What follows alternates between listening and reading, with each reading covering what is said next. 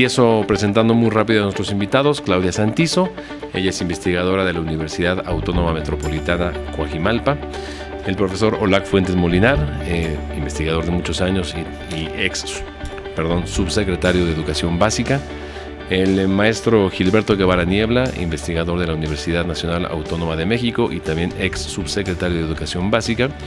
Y Emilio Cebadúa, que me acompaña aquí a mi primera mano derecha, que es también intelectual, investigador y experto en temas educativos, y hoy al frente de la fundación, si me permite lo voy a decir corto, la Fundación CENTE, porque sé que el nombre es un poco más largo. Muchísimas gracias a todos ustedes que nos acompañan en esta transmisión sobre en esta mesa de trabajo sobre elecciones, candidatos presidenciales, política educativa, prospectos de política educativa e inevitablemente en el transcurso de esta conversación lo que hoy escuchamos en Los Pinos, en la residencia oficial de Los Pinos, en la ceremonia por el Día del Maestro y los anuncios que ahí se hicieron este día. Arranco muy rápido con la primera pregunta. ¿Por qué los candidatos presidenciales, y empiezo contigo Gilberto, por qué los candidatos presidenciales no han podido definir todavía una plataforma de temas educativos en esta campaña electoral? Me parece sorprendente la superficialidad que encontramos en las plataformas que se presentaron ante el IFE y las declaraciones que hacen los candidatos ante la prensa. Por ejemplo, lo que acaba de publicar Reforma, respondiendo por escrito a planteamientos muy concretos que les hizo una reportera.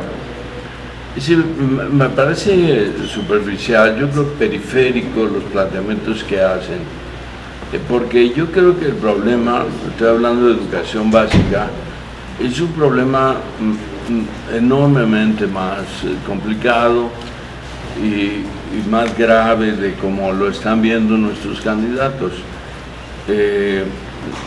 Mi opinión es que hay una dimensión económica muy importante en la educación que se ha poco apreciado en toda su dimensión, y por el hecho de que hay un manejo demagógico, digamos, de las finanzas educativas.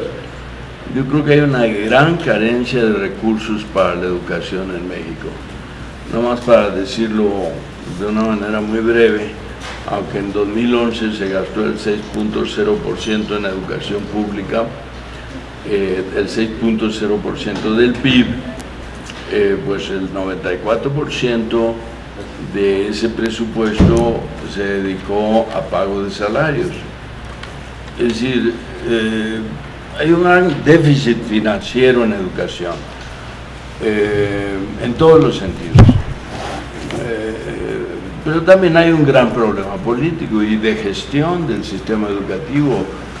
Tenemos, yo creo, no sé, no conozco mucho, pero tenemos un sistema educativo gigantesco que ya es imposible gestionar de manera central y vertical como se ha venido haciendo.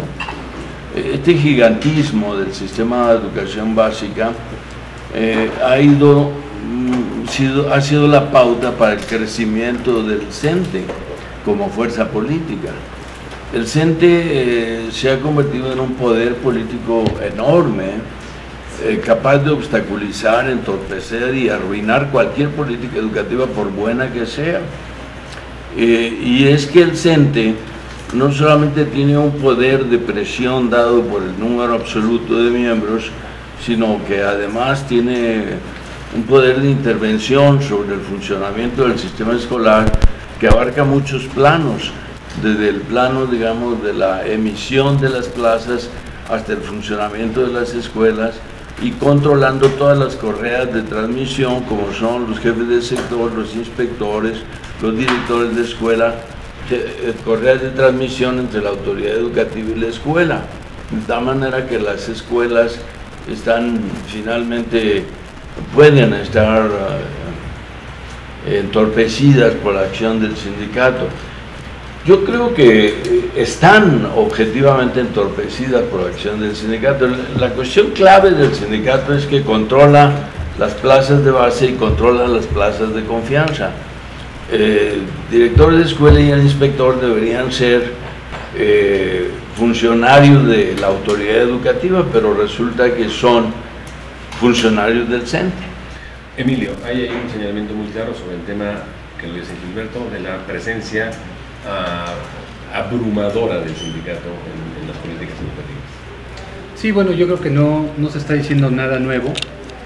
Generalmente cuando significativamente se empieza o se busca empezar un análisis, ya no se diga un debate sobre el Estado y el curso que sigue o debe seguir la política educativa, una salida fácil, simple, a la que se recurre es justamente girar hacia el papel de los maestros organizados en su sindicato y las tareas que realizan tanto en el aula, en las escuelas, como en la administración de la educación. La educación es, por definición, desde la antigüedad a la fecha, un proceso intensivo en capital humano, por decirlo de alguna manera.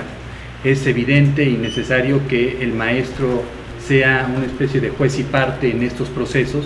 Es en muchos casos quien más sabe de los propios procesos educativos. Entonces, decir esto es solamente reconocer una verdad que sucede en muchas partes del mundo. Aquí en México hemos tenido positivamente la disposición de esa gran organización social que agrupa a los maestros de colaborar a lo largo de los años, en los periodos en que Olac y Gilberto fueron subsecretarios, en los periodos en que la actual candidata del PAN, Josefina Vázquez Mota, fue secretaria de Educación Pública, o gobernadores del Estado de México, Enrique Peña Nieto, o jefe de gobierno, Andrés Manuel López Obrador, en el Distrito Federal. Ha habido esa colaboración y cooperación y todos se han beneficiado como funcionarios públicos de la colaboración y disposición del CENTE a definir y llevar adelante las políticas educativas. Esto es, digamos, uno de los aspectos de la gran complejidad que hay en la administración y la transformación del sistema educativo. Sin embargo, eso no quita lo que nos preguntabas. ¿Por qué no ha habido de parte de los candidatos un análisis más profundo y quizás una definición más específica sobre los distintos temas de la transformación educativa que el país necesita, quizás incluso en términos de su relación con el CENTE? ¿Por qué no? Como que hay muchos diagnósticos, pero pocas respuestas a cómo hacer las cosas. ¿No te parece, Claudia? Sí, precisamente tocando ese punto de los cómo, bueno, yo veo las propuestas plagadas de buenas intenciones, pero con el riesgo de no cuajar, precisamente porque no se está concretando en planes que permitan la acción. Por ejemplo, cuando Andrés Manuel habla de transformar el modelo pedagógico, a mí me parece una idea muy acertada, sin embargo habría que decir cómo. Él dice que en esta transformación habría que darle un papel concreto a los padres de familia, en particular habla de que los padres de familia ayuden a evaluar el cumplimiento de los maestros. Este es un punto fundamental. Si esto se lograra en algún porcentaje llevar a cabo, cambiaría radicalmente la realidad de las escuelas que estamos viviendo hoy, donde muchos maestros y directores, por ejemplo, invierten en promedio 1 hora de una jornada de 4 horas, en una semana típica, en un día típico 1 hora en arreglar un problema con un padre de familia, por ejemplo. Entonces, este panorama que se plantea ahora de colaboración requiere generar esos ambientes y esto significa una profunda reorganización del sistema educativo e implica no seguir pensando en términos centralistas, implica llevar la toma de decisiones a la zona escolar e incluso a las escuelas, dependiendo dónde sea más eficiente cierto tipo de decisiones.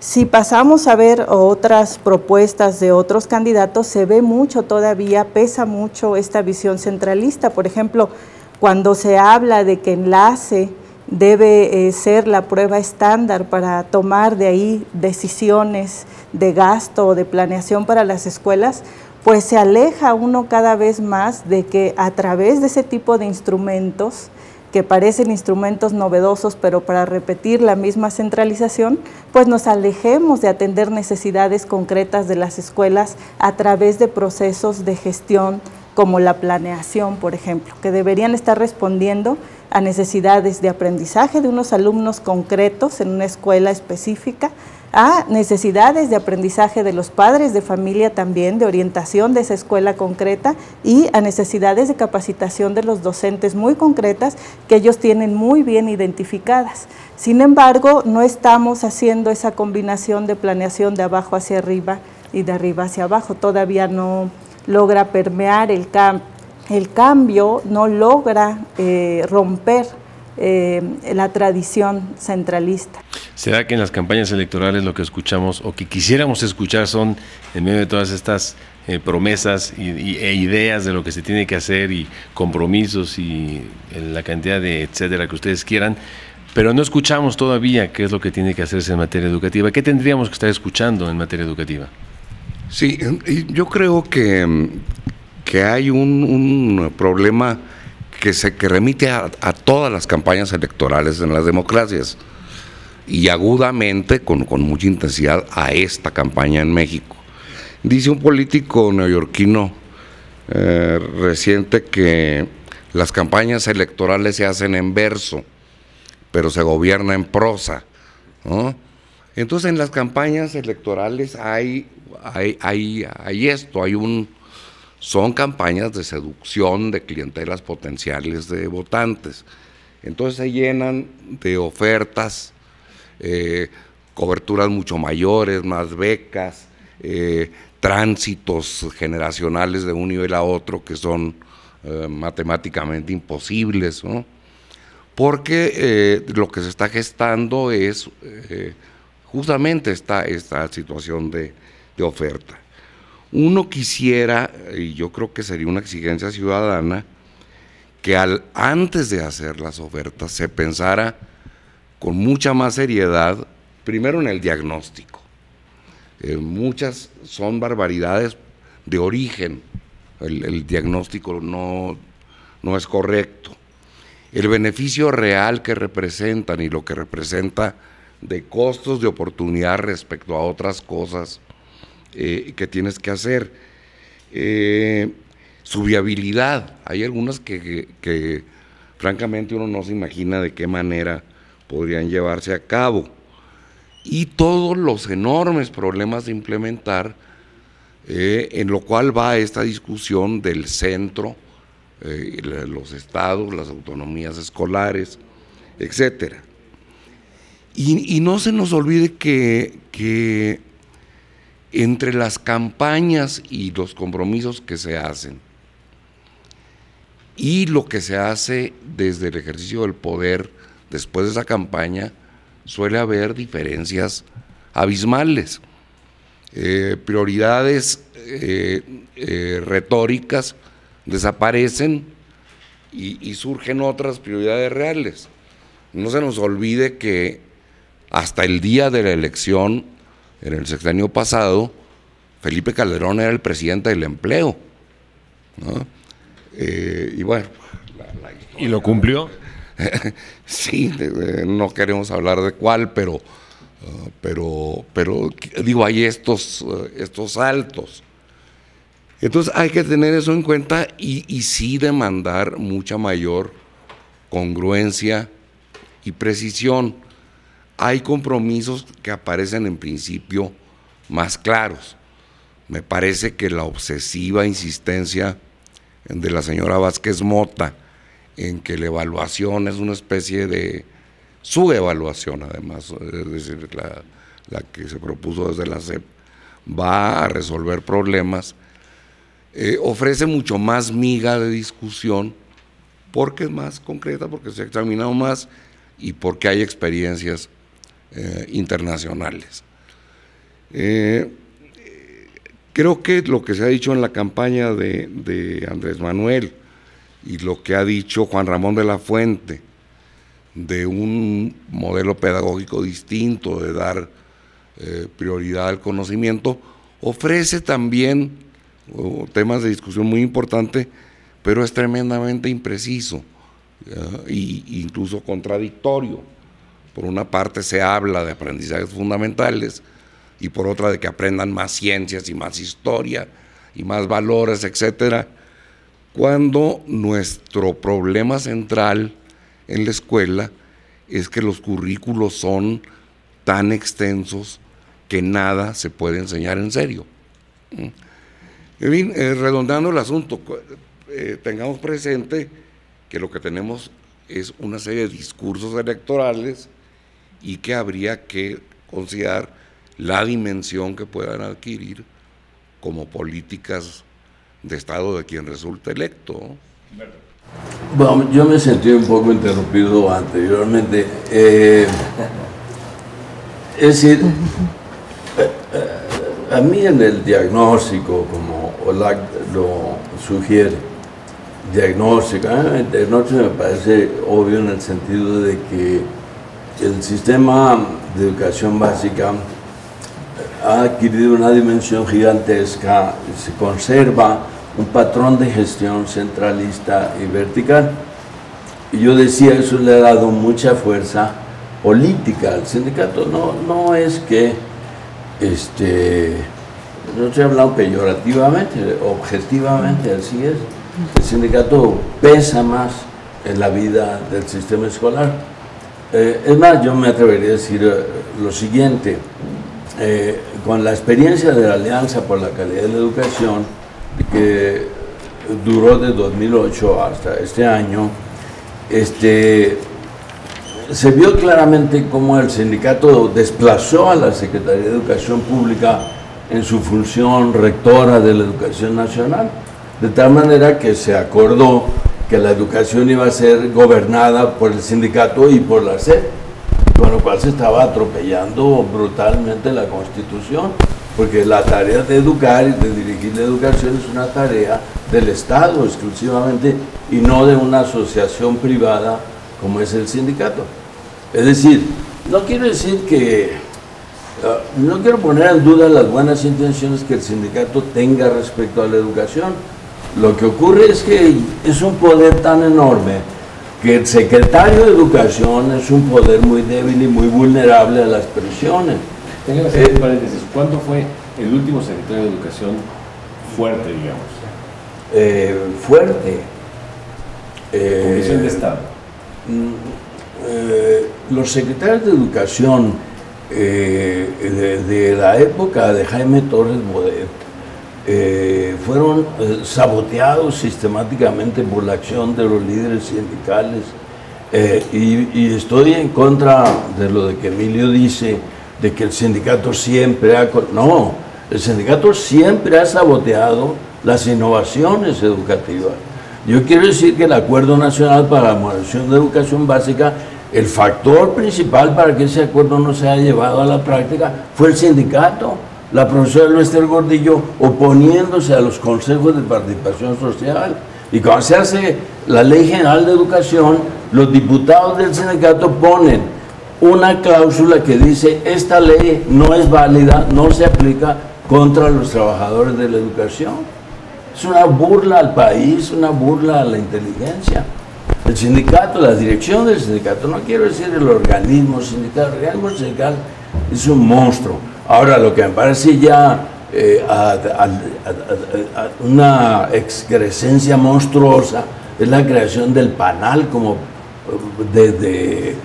por iniciativa de la profesora Lester Gordillo, y un partido político cuya función efectivamente es presionar al Poder Ejecutivo para que el sindicato logre conquistar más privilegios.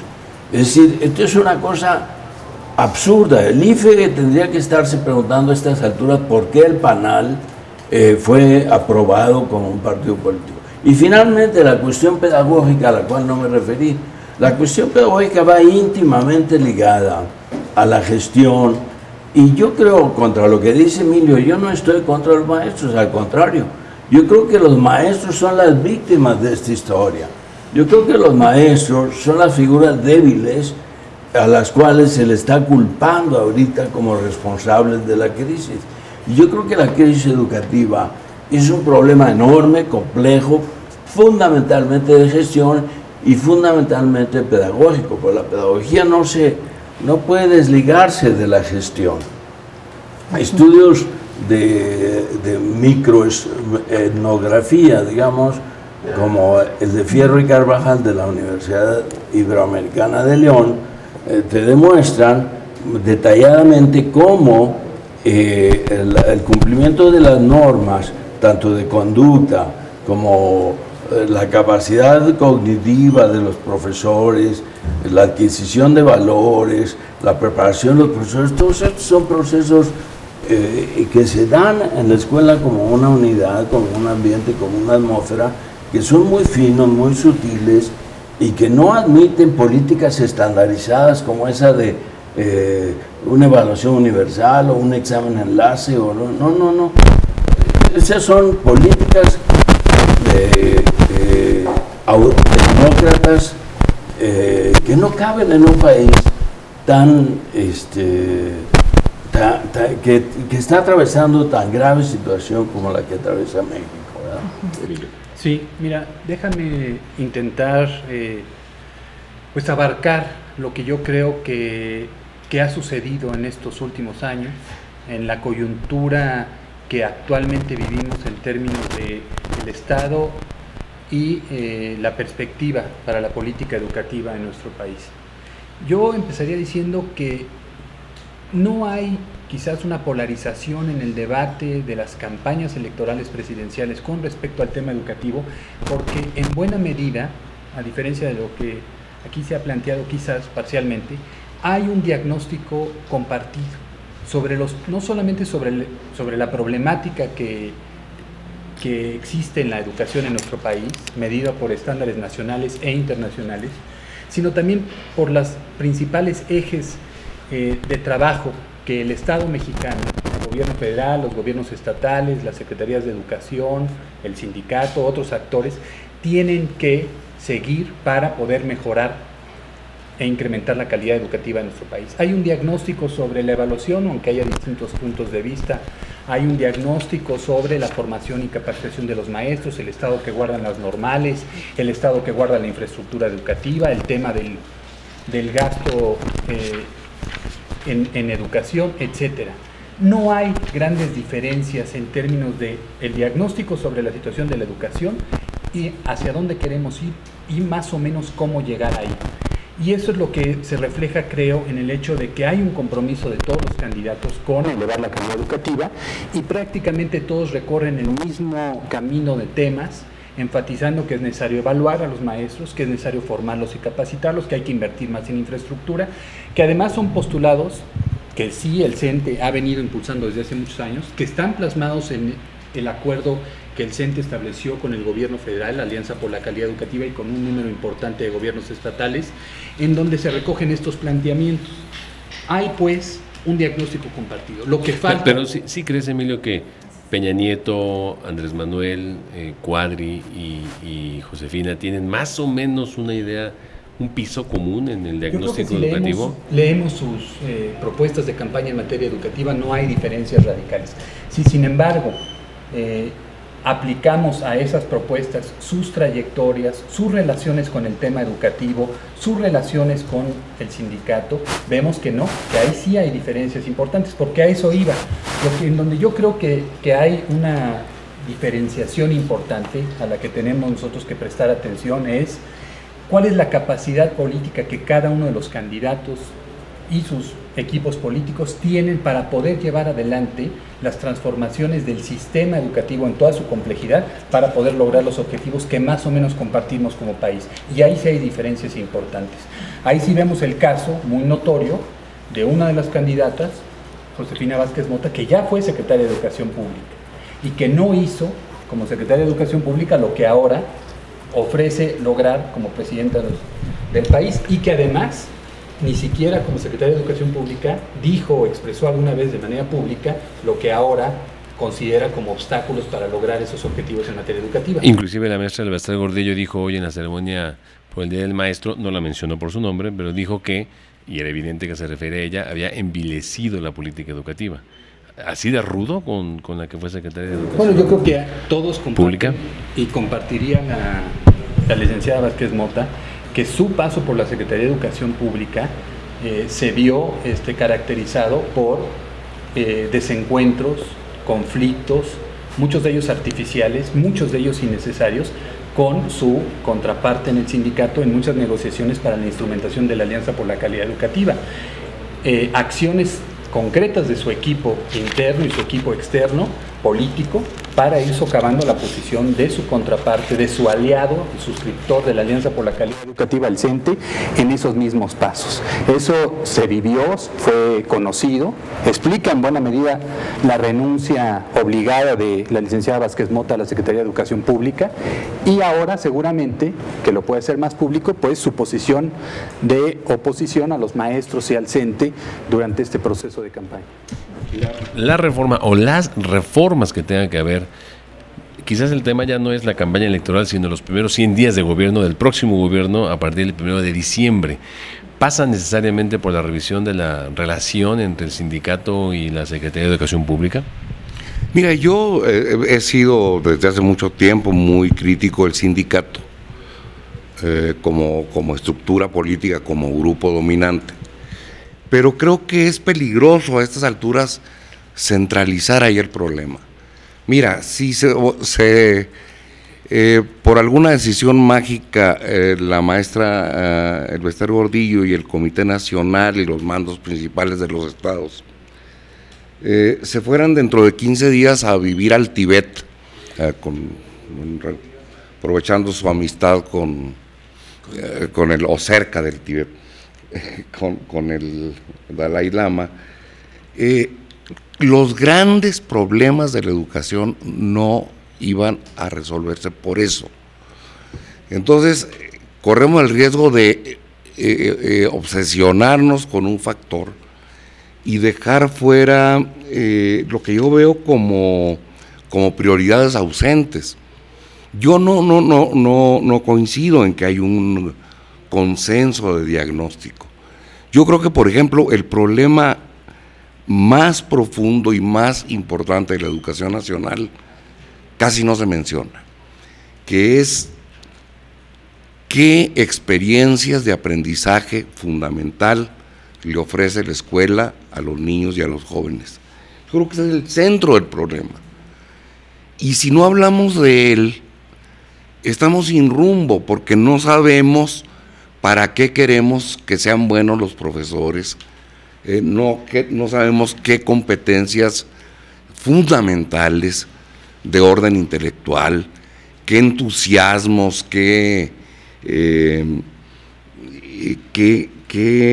valores de trabajo queremos encontrar en los alumnos, para qué queremos usar las tecnologías y la modernización, ¿no? Sí, estoy hablando de cosas como la capacidad reflexiva, como las capacidades de expresión, como la capacidad de entender, ¿no? De apasionarte por el conocimiento, ¿no? De combatir esta patética capacidad de nuestra escuela, y estoy pensando sobre todo en la secundaria, para destruir vocaciones y entusiasmos, ¿no? En México nada mata más potenciales vocaciones científicas que la secundaria, ni vuelve más hace más antimatemáticos que la secundaria, ni le pega más duro a la buena lectura que la escuela. Creo que ahí está el problema. No desdeño las otras dificultades, y sin duda una redefinición de las relaciones políticas sindicato-estado es fundamental, pero lo fuerte no pasa por ahí. Hay que recuperar estas prioridades ausentes o apenas aludidas en los discursos, sin las cuales no vamos a llegar a ningún lado. Creo que la evaluación es una muestra también. Estamos evaluando. Esta evaluación, la de ahorita. Con Enlace estamos evaluando capacidad de memoria y competencias cognitivas de muy bajo nivel, de bajísimo nivel. Para nada se acerca a apreciar la capacidad de comprensión, de reflexión.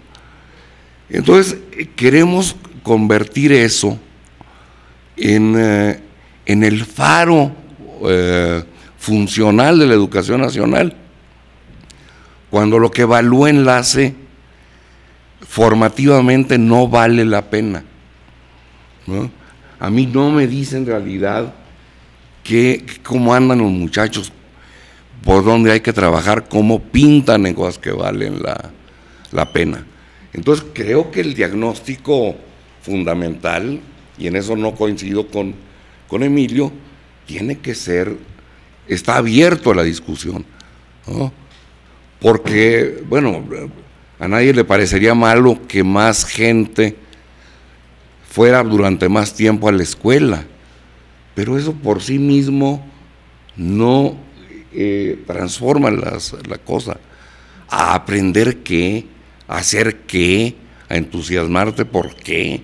Creo que ahí está realmente el Claudia, asunto. ¿por dónde empezar entonces en los primeros 100 días de gobierno del nuevo gobierno, el que sea el presidente de la República, Pues o la presidenta? Yo quisiera retomar esta idea de que efectivamente el maestro frente a grupo y los directores también son la figura débil de todo este sistema educativo por varias razones. Los mismos maestros carecen en sus propias escuelas o en sus zonas escolares de procesos para crecer profesionalmente. Ellos mismos dicen que hace falta tiempo para reunirse en el consejo técnico y hablar de lo pedagógico, no de lo administrativo. En la práctica, muchas sesiones de consejo se van a tratar de resolver problemas administrativos o de infraestructura, por ejemplo. En este sentido, cuando se habla de escuelas de tiempo completo, nadie está centrando la atención en qué hacer con esas horas extra que podrían dar mucho crecimiento a los maestros para estos cuerpos colegiados donde están con colegas discutiendo de asuntos pedagógicos, que es la intención original de los consejos, y que podrían incluso hacerlo hasta por zona escolar.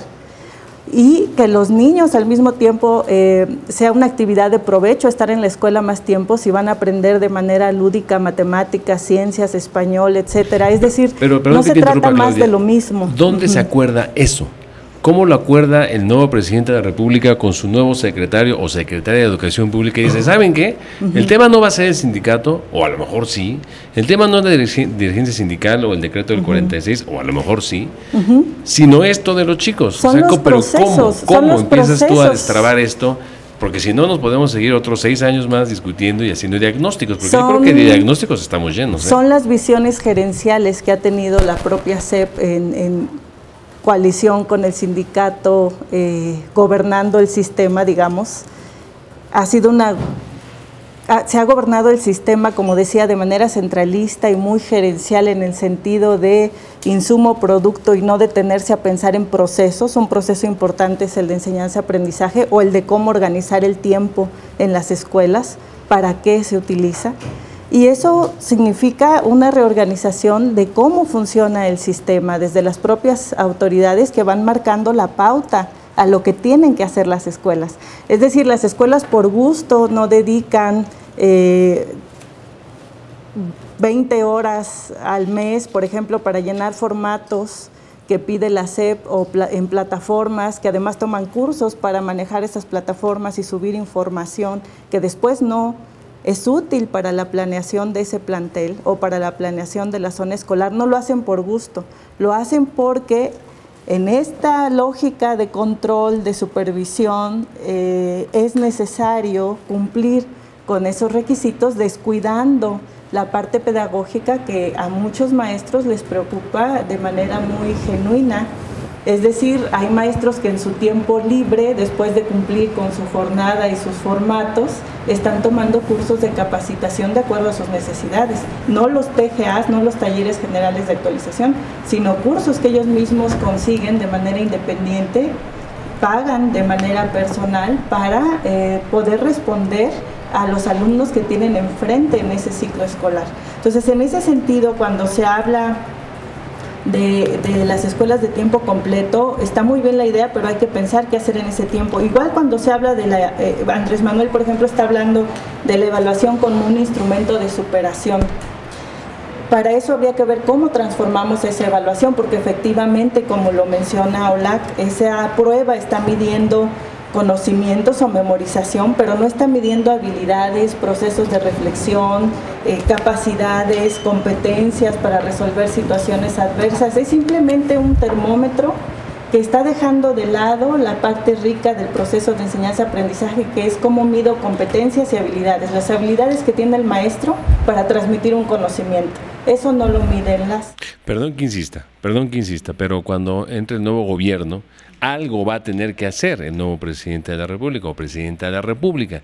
Ustedes han sido, Gilberto Olac, funcionarios de nivel importante en otras administraciones públicas. Si ocurriese que el nuevo secretario de Educación Pública les preguntara, dime 2 cosas por dónde empezar el 2 de diciembre del 2012, Gilberto. Es decir, la posición del secretario de la Educación en este momento es muy problemática. Por ejemplo, el caso del doctor que está actualmente como secretario de Educación, como no viene del campo educativo, su posición es muy crítica y el sindicato se lo ha señalado, ¿no? El sindicato muestra rechazo a toda persona que viene de fuera del sector educativo. Al sindicato le gustaría que fuera un profesor, sobre todo de educación básica, normalista, el que ocupara la Secretaría de Educación.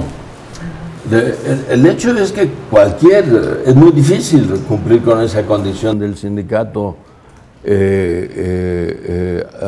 a reserva a menos que la autoridad realmente estuviera dispuesta a ceder más poder político al propio sindicato. Es decir, hay una estructura insalvable que es la Secretaría de Educación Pública y su organización, con su relación con el sindicato, la relación del sindicato y secretaría con el sistema escolar en su conjunto. Es cierto, no hay que perder de vista, como dice Olac, el punto de partida es cómo crearle oportunidades de aprendizaje y de formación a los niños.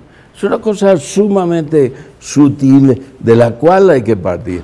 Pero yo no creo, a diferencia de Olac, yo no creo que estén desligadas las cosas. Yo creo que para que nosotros creemos un buen ambiente escolar necesitamos hacer escuelas fuertes, escuelas que tengan capacidad de decisión, un director y con sus profesores que puedan formar equipo autónomamente. En la actualidad, si uno va a las escuelas, uno se encuentra con que si un profesor tiene un problema con el director, siempre existe la opción de que el profesor vaya a buscar apoyo en el delegado sindical. Y el delegado sindical anula el poder del director. Eso ocurre todos los días en las escuelas. Entonces, ¿qué necesitaría ser un nuevo secretario?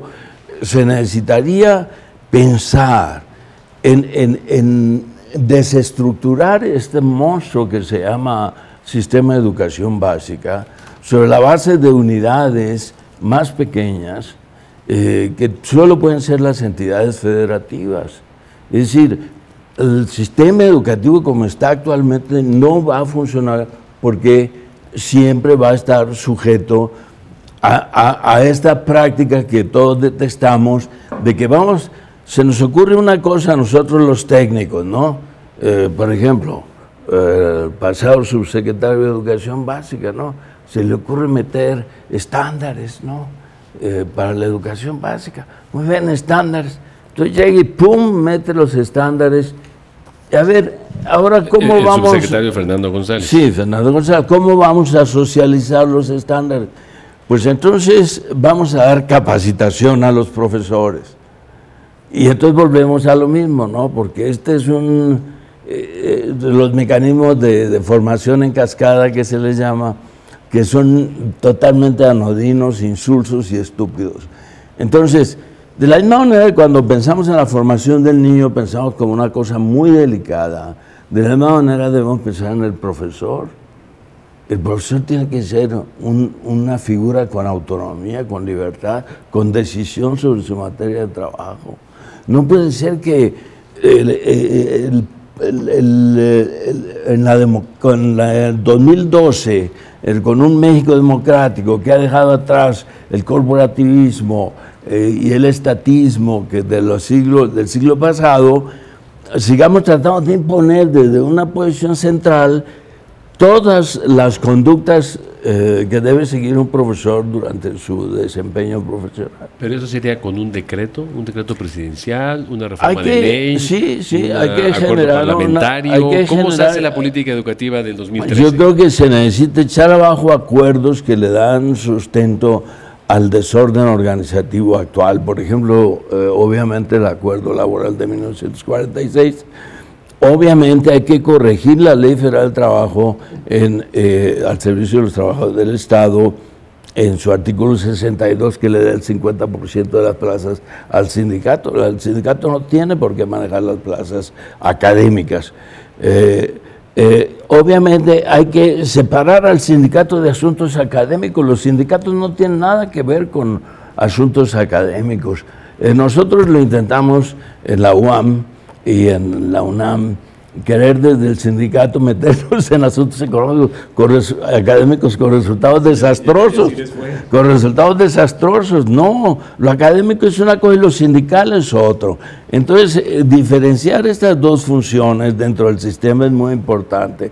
Hay que crear estructuras académicas y muy bien, el sindicato, claro, tiene su función y que siga funcionando, pero que se reduzca a sus labores exclusivas de defensa de las condiciones de trabajo de los trabajadores. Emilio, te invita el secretario y te dice: Emilio, por favor, ayúdame, o dime, o quiero escuchar tu punto de vista. 2, 3, 5, una actividad que hay que hacer 2 de diciembre del 2012. Bueno, yo creo que si realmente el próximo presidente de México va a tener a la educación como un tema central de su agenda, cosa que no ha sucedido en estas últimas administraciones.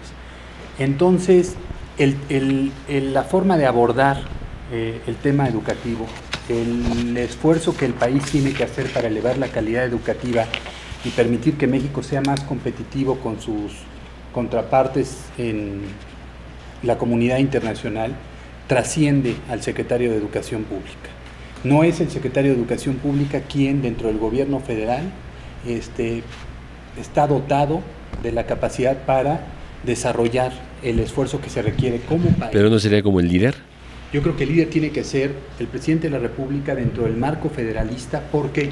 Porque los indicadores de PISA que nos muestran, por un lado, que estamos rezagados en términos de calidad educativa, también nos muestran, junto con los estudios que la OECD también ha hecho paralelamente, que el problema de la calidad educativa trasciende lo educativo, valga la expresión, que es un problema que tiene que ver con el desarrollo general del país, que si queremos mejorar la calidad de la educación de nuestro país, tenemos que elevar las condiciones de desarrollo y el contexto en el cual los niños, las niñas, los adolescentes van a las escuelas a estudiar.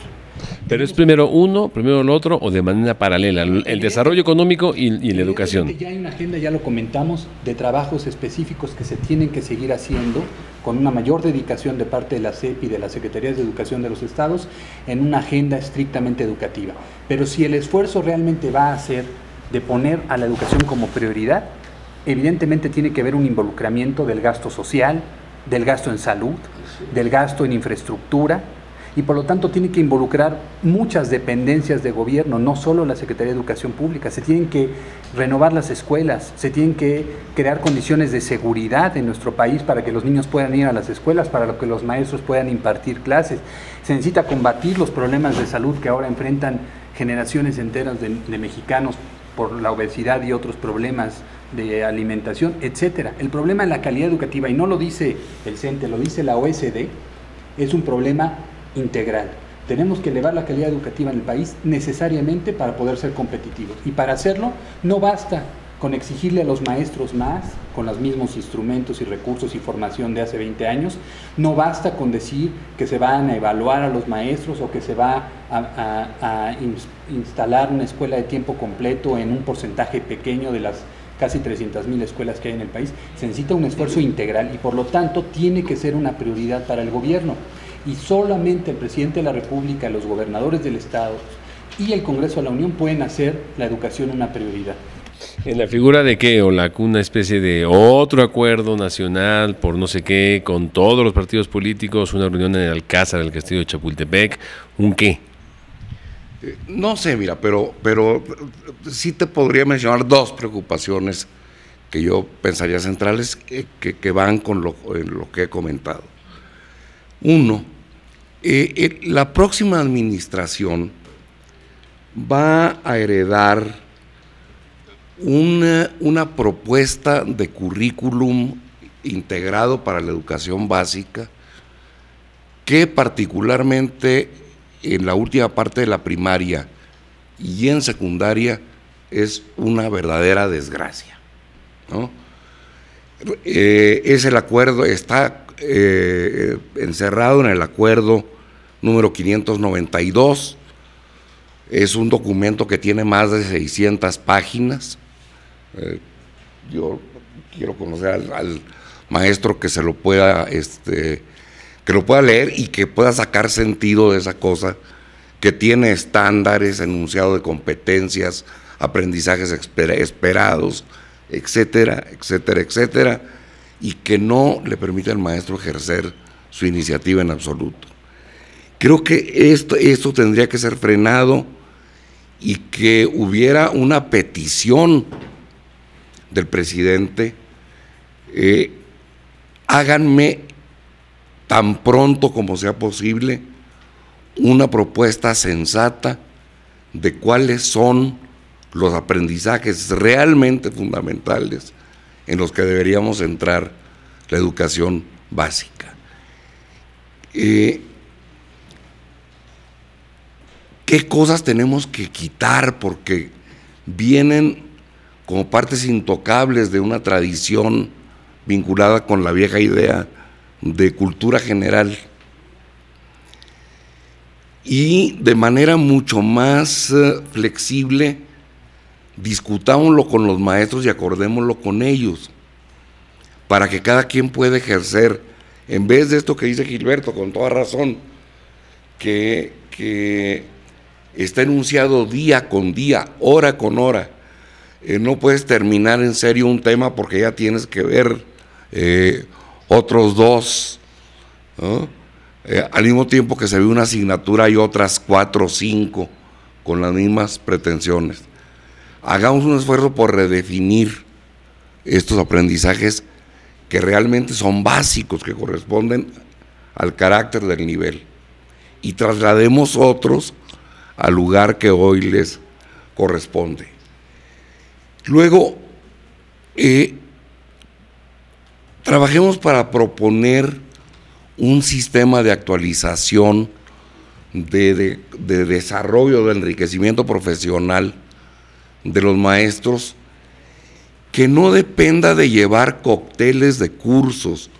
Los maestros se han vuelto coleccionistas de certificaciones, ¿no? Y no les importa realmente el aprendizaje, sino el valor curricular que tiene sobre carrera magisterial.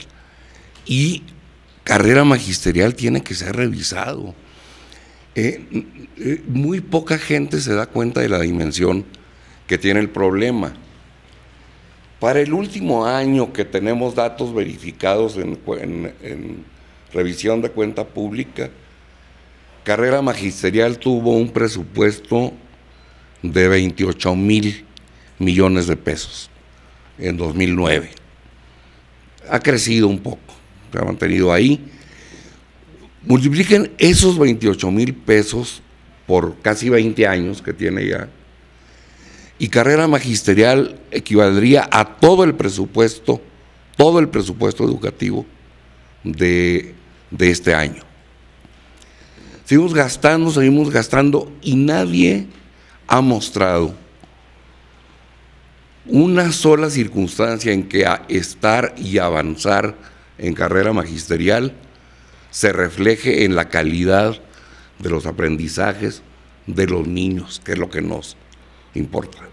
Se refleja en los ingresos, por supuesto, de los profesores y en algunos casos de manera muy importante. ¿Cuánto tiempo ha transcurrido de carrera magisterial ya? Para 20 años. vamos para 20 años. ¿No? Y arrancó muy fuerte, con un financiamiento muy fuerte, porque todo el mundo estaba entrando, pero se ha sostenido ahí en ese sistema. 28,000 millones este año es como el 10% del gasto federal en educación básica, ¿no? ¿Cómo puede ser que en una cosa que está supuesta para capacitar, para mejorar profesionalmente, estemos gastando 1 de cada 10 pesos, ¿no? Que gastamos en la atención de cerca de 24 millones, 25 millones de niños y adolescentes, ¿no? Yo diría, esa mancuerna, ¿qué es lo que vale la pena aprender y cómo hacemos para que los maestros estén en mejores condiciones de conducir esos procesos de aprendizaje?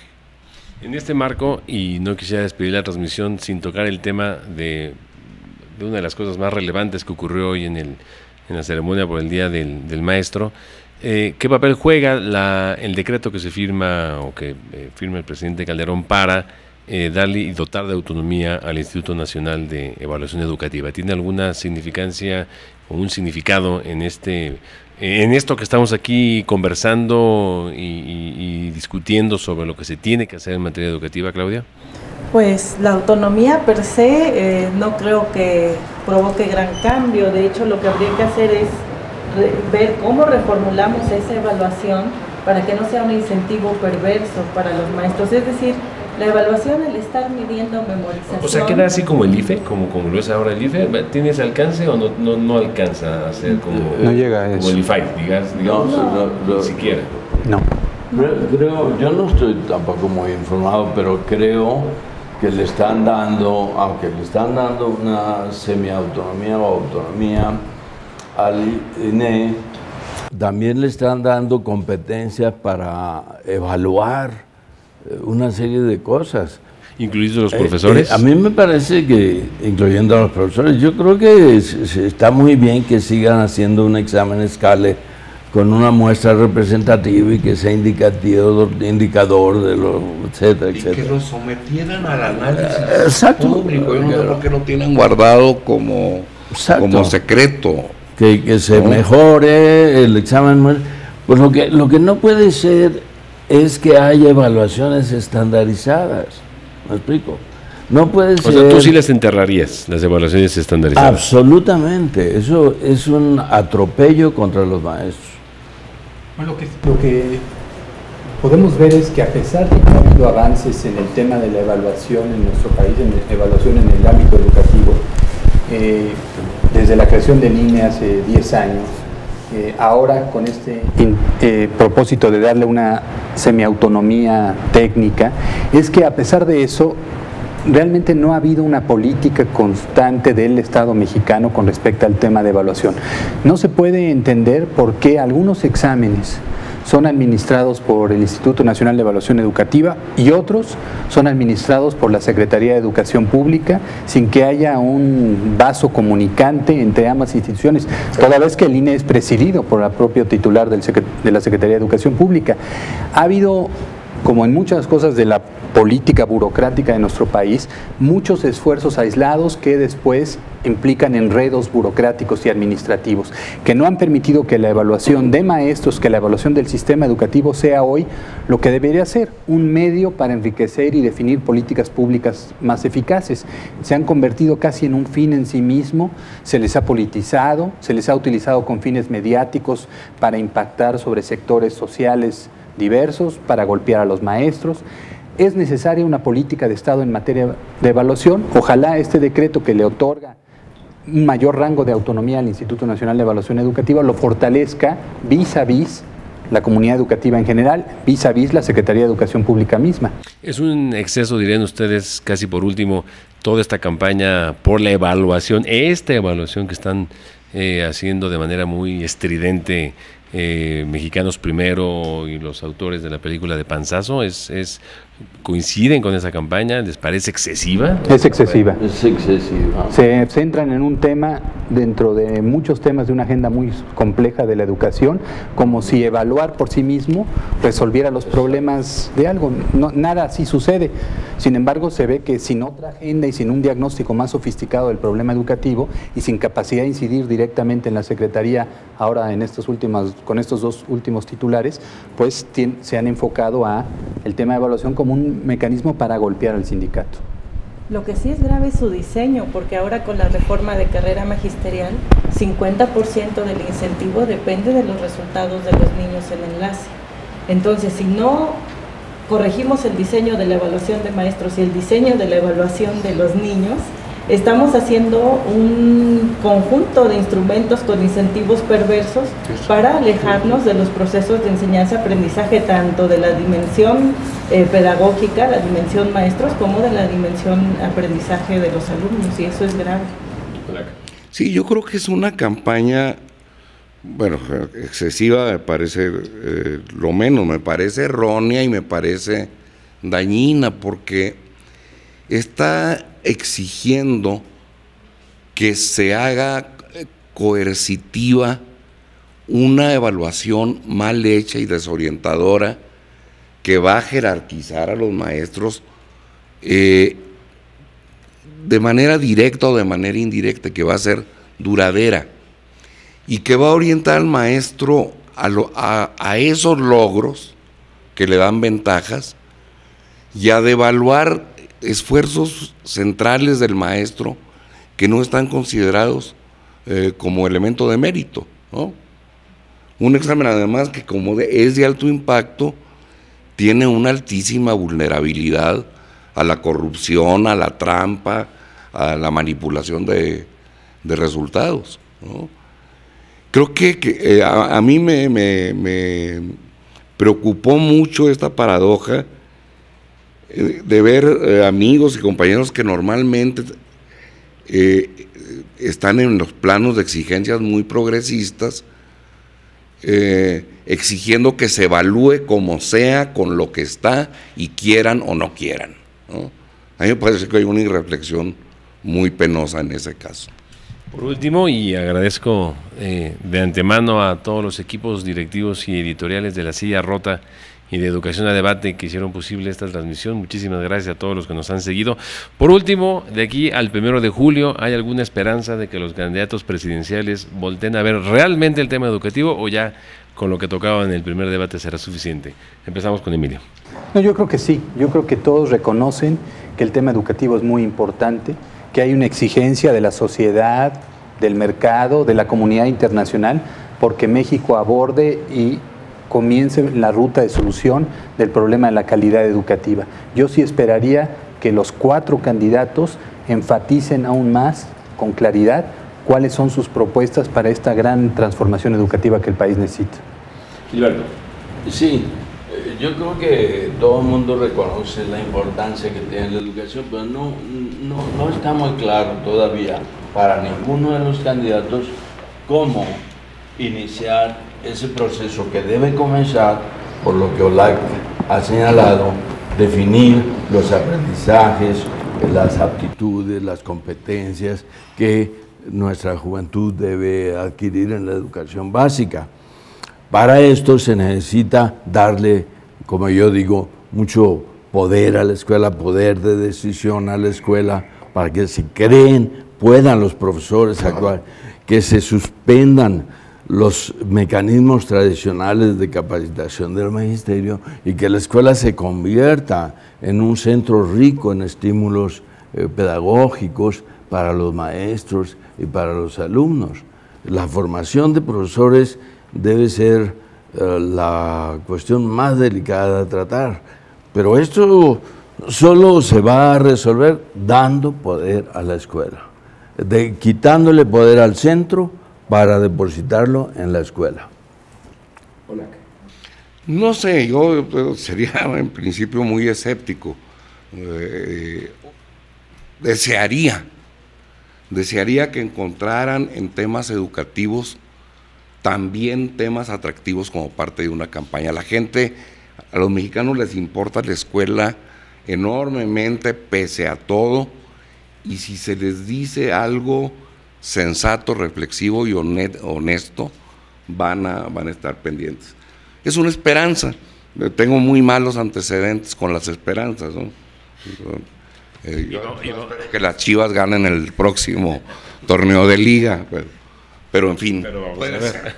Y vamos a ver cómo se produce el segundo debate, porque luego hay otras noticias que no tienen que ver con el debate. Claudia, por último. Pues yo esperaría que lo retomaran, pero también tengo una posición un poco pesimista, porque ante los problemas de inseguridad, etcétera, pues quizá quede en tercer, cuarto lugar, pero ojalá lo aprecien por su impacto que tiene, los efectos que podría tener en la sociedad y lo retomen. Pues esperemos que en vez de ojalá se convierta en una certeza. Muchísimas gracias a nombre de La Silla Rota y todo su equipo, y de Educación a Debate y su respectivo equipo por esta transmisión. A los cuatro, Olac, Claudia, Gilberto, Emilio, muchísimas gracias por acompañarnos. Nos vemos en una siguiente transmisión conjunta con La Silla Rota y Educación a Debate. Gracias.